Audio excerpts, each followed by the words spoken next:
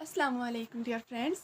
So guys, आज है पाकिस्तान और न्यूजीलैंड का सेमीफाइनल। अगर आप भी पाकिस्तान और न्यूजीलैंड का मैच ऑनलाइन बिल्कुल फ्री देखना चाहते हैं तो हमारी आज की वीडियो आपके लिए बहुत ज़्यादा इंटरेस्टिंग होने वाली है, क्योंकि अपनी आज की वीडियो में मैं आपको एक ऐसी एप्लीकेशन के बारे में बताऊंगी जहां पर आप बिल्कुल फ्री में पाकिस्तान और न्यूजीलैंड और इसके साथ साथ तमाम के तमाम मैचेस, जो भी मैच आप देखना चाहते हैं वो मैचेस आप यहां पे लाइव देख सकते हैं, और वो भी बिल्कुल फ्री।